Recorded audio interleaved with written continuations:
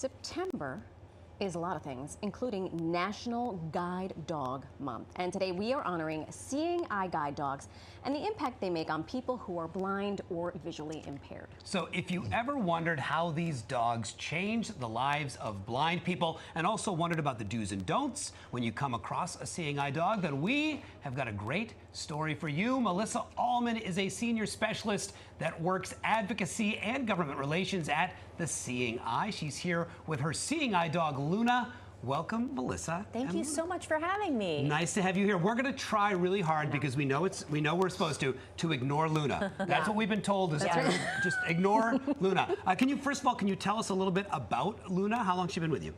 Yes, Luna and I were matched in February of 2017. I came to the Seeing Eye to be matched with my first seeing eye dog. I sat in a room and waited patiently, and they brought me this little yellow bundle of energy who licked my ear, and it was over. We were in love.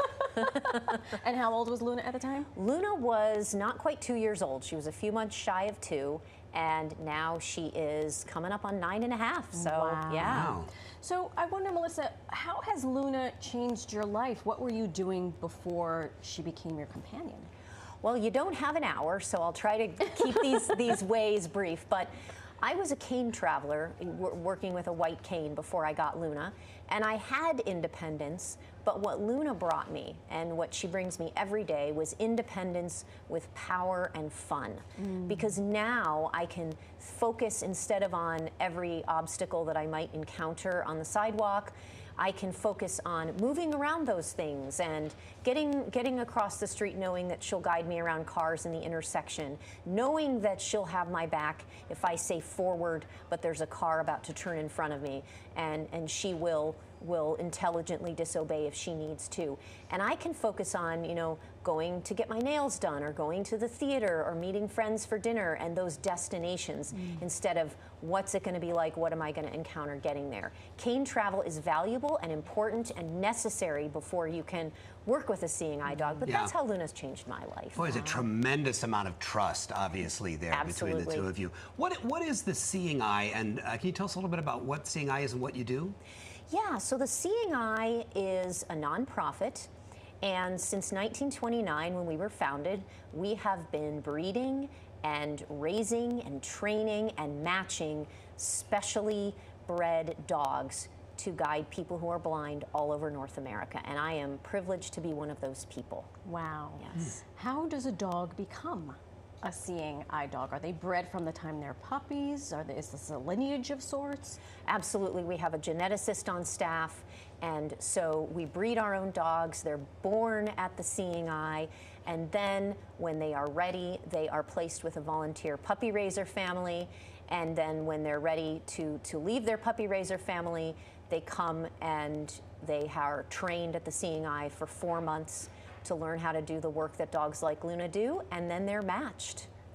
So that's how that works, yeah. And you have a geneticist, so obviously there's something about certain breeds that excel in this role. Is there a breed that's best as a seeing eye dog? So the breeds that we breed at the Seeing Eye are German Shepherds, Labrador Retrievers, Golden Retrievers, and Lab Golden Crosses, which is what Luna is. And we find that those breeds are best for temperament and trainability. So yeah, that's. I wonder if you could, earlier in the show we were saying it's so tempting to interact with a seeing eye dog or any dog, like even an NYPD dog. So can you tell us some of the do's and don'ts when it comes to seeing a seeing eye dog or coming across a seeing eye dog? Absolutely. I think that when you come across a seeing eye dog, you may not have a lot of time to think about your list of do's and don'ts. So I would say that the most important one is always, without a doubt, if you're going to engage with the person, not the dog, because the dog is working, and it's very important to let that dog keep the person safe and do the important work that they have to do, as hard as that dog might be working to flirt with you a little bit, because they are social beings as well. And if you have a pet dog, it's very important to let the person know, hi, I'm on your right, I have 2 dogs, something like that, and do your best, very best, to keep your dogs away from a seeing eye dog that's working. I know it's tough in a city like New York with tight quarters. Right. And if you want to learn more about that and also about the Seeing Eye in general, you can take a look at seeingeye.org, and you can go to our advocacy center. And if you want to learn about raising, if you want to be one of those volunteer puppy raisers, you can also take a look at our website for that as well at seeingeye.org/raise. And you can raise if you're in New Jersey or New York in Orange and Rockland counties. So, yes, our viewers can help. That's great information. Melissa, thank you so much. Thank you, guys. Thank you so much And for I'm this not going to opportunity. thank Luna because And I'm just thank you. I'm not supposed to talk to her. Oh, she heard her name. She did. If you would like to volunteer or donate or get more information on how you can get involved, go to seeingeye.org.